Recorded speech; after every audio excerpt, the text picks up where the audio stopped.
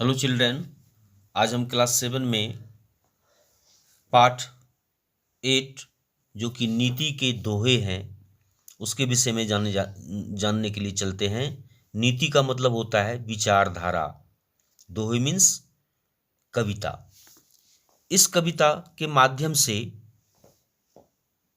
कवि जो हैं, इसमें जो वर्णन है, इसमें कबीरदास जी, बृंद जी और रहीम जी के बातों का वर्णन है, उनके द्वारा दिए गए उपदेशों का वर्णन है।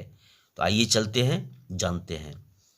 इसमें इन कवियों के माध्यम से कवि यह बताना चाहते हैं कि जीवन को सुचारू रूप से व्यतीत करने के लिए एवं सफलता पाने के लिए हमें किसी अनुभवी व्यक्तियों का उपदेश ही कामयाब देता है, यह सहायक होता है। ठीक उसी प्रकार यह पंक्तियां जो हमारे सामने हैं, इसमें कुछ विशिष्ट तरह के जो कवि हैं उनके द्वारा कही गई यह संकलित बातों का वर्णन है। तो आइए चलते हैं, इस कविता के या दोहे के बारे में हम लोग जानें। जब तू आया जगत में, लोग हंसे तू रोए। जगत मीन्स संसार, हंसे मीन्स हंसना, रोए मीन्स रोना। ऐसी करनी ना करो, पीछे हंसे सब कोई। सब कोई मीन्स सभी कोई। यहां कबीरदास यह कहना चाहते हैं कि जब हमने इस दुनिया में जन्म लिया तो उस समय लोग काफी खुश होते हैं, घर परिवार के लोग खुश होते हैं, समाज के लोग खुश होते हैं, लेकिन जन्म लेने वाला व्यक्ति या बच्चा जो है वह रोता रहता है। जब तू आया जगत में, लोग हंसे तू रोए। ऐसी करनी ना करो, पीछे हंसे सब कोई। यानी जन्म लेते समय तो तुम रो रहे थे, दुनिया तुम्हारे लिए खुशी में हंस रही थी, लेकिन अब जो तुम्हें जिंदगी मिली है उसमें ऐसा कोई काम मत करो। करनी मीन्स काम, कर्म। ऐसा कोई काम मत करो कि तुम्हारे मर जाने के बाद उसके पीछे सारी दुनिया का लोग हंसे। इस पंक्ति के माध्यम से यही कहना चाह रहे हैं। आपको ना सराहिए पर निंदिए ना कोई। आप मीन्स खुद को, सराहिए मीन्स प्रशंसा करना, निंदिए मीन्स निंदा करना, शिकायत करना, कोई मीन्स किसी का। यानी आपको ना सराहिए पर निंदिए ना कोई। अपने आप की या खुद की प्रशंसा नहीं करनी चाहिए और दूसरे की निंदा भी नहीं करना चाहिए, क्योंकि चढ़ना लंबा धोहरा। लंबा धोहरा मीन्स अपने जीवन के ऊंचे स्तंभ यानी आचरण के ऊंचे स्तंभ तक पहुंचना। चढ़ना लंबा धोहरा, न जाने क्या होय। होय मीन्स होना, बीतना। तो वही कह रहे हैं कि जिंदगी के लंबे रास्ते सफर पर, लंबे रास्ते पर चलना है, ना जाने उस रास्ते में क्या क्या समय गुजारना पड़ जाए। शब्द सम्हारे बोलिए, शब्द के हाथ न पांव।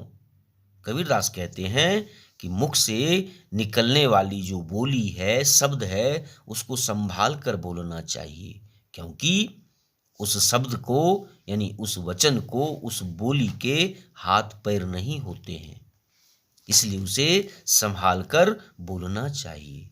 क्योंकि एक शब्द औषधि करे, एक शब्द करे घाव।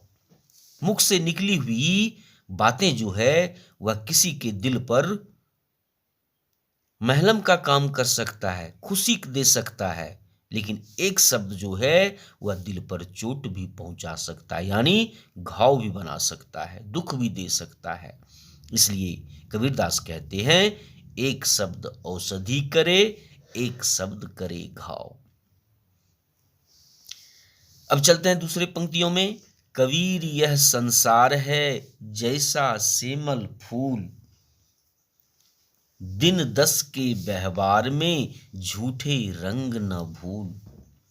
कबीरदास जी कहते हैं कि यह संसार जो है सेमल के फूल जैसा है। सेमल का फूल होता है कि एक बड़ा सा वृक्ष जिसमें कि रुई मिलती है यानी कॉटन, उससे हम लोग अपने घर में सेमल के फूल से मोस्टली पिलो तैयार करते हैं जो कि हमारे सिर के लिए आरामदायी होता है। तो इस पंक्ति के माध्यम से कवि यह कहना चाहते हैं कि कबीर यह संसार है, यह दुनिया जो है सेमल के फूल जैसा है, क्योंकि सेमल का फूल में न तो किसी प्रकार की सुगंध होती है और ना ही उसका कोई महत्व। ठीक उसी प्रकार इस संसार में मनुष्य के लिए यह जो दुनिया है वह रंगहीन और गंधहीन है, उसमें उससे जीवन का कोई सार नहीं है। दिन 10 के व्यवहार में झूठे रंग न भूल। इसलिए हमारी जिंदगी का जो 4 दिन है 10 दिन है उसमें हमारे व्यवहार को अपने व्यवहार को भूलना नहीं चाहिए, उसमें अपना रंग नहीं बदलना चाहिए या उसकी दुनिया की रंग की जो सच्चाई है उसे नहीं उतारना चाहिए। उसे सच्चाई और ईमानदारी और उपकार की भावना मन में रखनी चाहिए। तरुवर फल नहीं खात है सरवर पियहि न पान। तरवर मीन्स वृक्ष, पेड़ पौधे। तो तरोवर फल नहीं खात है, वृक्ष में फलने वाले फल जो हैं वह पेड़ खुद नहीं खा जाता है। ठीक उसी प्रकार सरोवर पियहि न पान।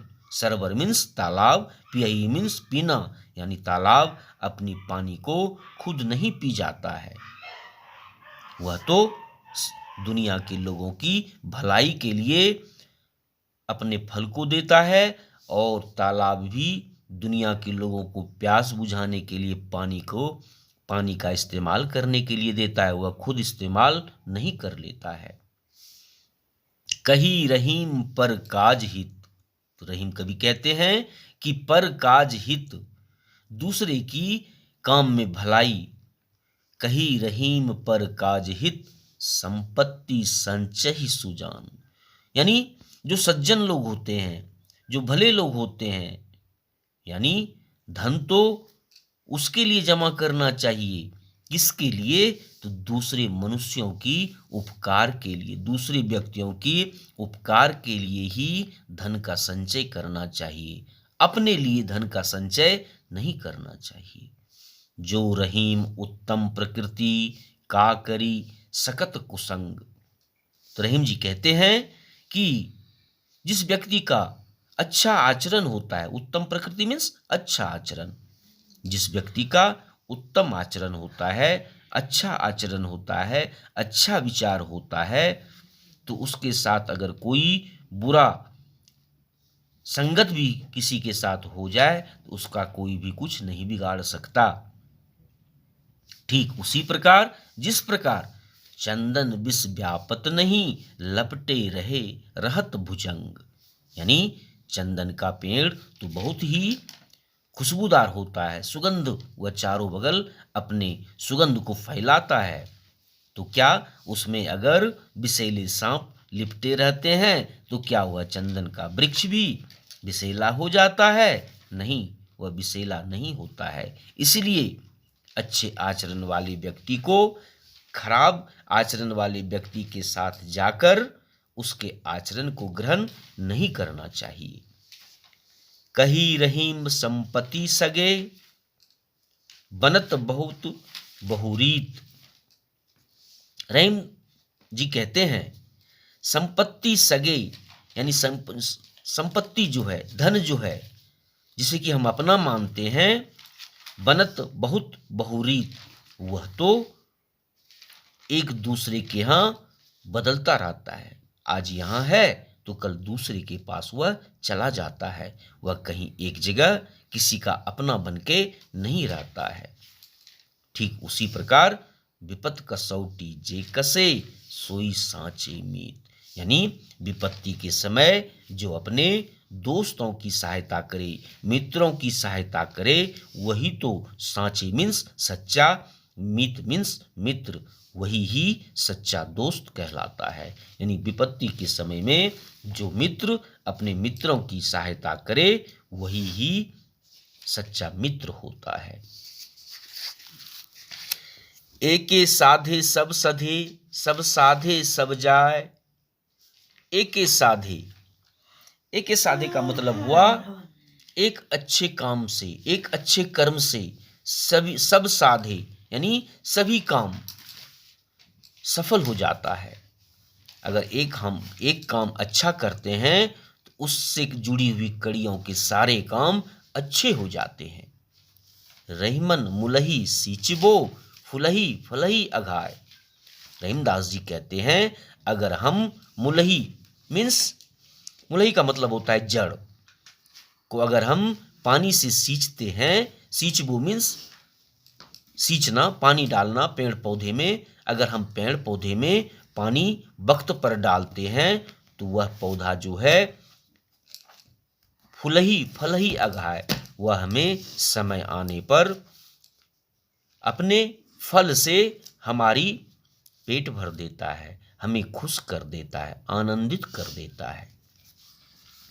विद्या धन उद्यम बिना कहो जुपावे कौन, यानी विद्या रूपी धन जो है, उद्यम मीन्स बिना मेहनत करना, तो वही कह रहा है विद्या धन उद्यम बिना, विद्या का बिना ग्रहण किए, बिना विद्या का ज्ञान को ग्रहण किए बिना कोई भी विद्वान नहीं बन सकता है। ठीक उसी प्रकार बिना डुलाए ना पिले ज्यों पंखे का पौन, यानी कबीरदास जी कहते हैं, रेमनदास जी कहते हैं कि बिना डुलाए ना मिले, जब तक हम अपने हाथों को हिलाएंगे नहीं तब तक हमें पंखे से हवा नहीं मिल सकती है। पौन मीन्स पंखा, ज्यों पंखे का पौन मीन्स हवा, डुलाए मीन्स डुलाना। विद्या धन उद्यम बिना कहो जुपावे कौन, विद्या रूपी धन का जब तक लोग उद्यम नहीं करेगा, ज्ञान अर्जन नहीं करेगा तो वह ज्ञानी नहीं हो सकता। ठीक उसी प्रकार बिना हाथ को डुलाए पंखे से हवा नहीं मिल सकती। सबे सहायक सबल की, सबे मीन्स सभी, सहायक मीन्स सहायता करने वाला, सबल मीन्स मजबूत, को न निवल सहाय, को मीन्स किसी का, निवल मीन्स निर्बल कमजोर, सहाय मीन्स सहायक। पवन जगावत आग को दीपही देत बुझाए, यानी सबे सहायक सबल की, दुनिया में जो मजबूत होता है, सबल होता है, धनवान होता है, उसी का लोग सहायता करते हैं। को न निवल सहाय, गरीबों की तो सहायता कोई नहीं करता है। ठीक उसी प्रकार पवन जगावत आग को, अगर एक तिनका किसी खरपतवार में या घर में लग जाए, आग लग जाए तो हवा की तेज झोंके उसे जला देती है, राख कर देती है। लेकिन वही हवा जो है दीपही देत बुझाए, यानी दीप को बुझा देता है। इसलिए इस पंक्ति के माध्यम से यह कहा गया है कि एक हवा जो है घर में आग लगा सकती है तो वह दीप को बुझा भी देती है। धन्यवाद बच्चों, आप इस नीति के दोहे को समझ गए होंगे।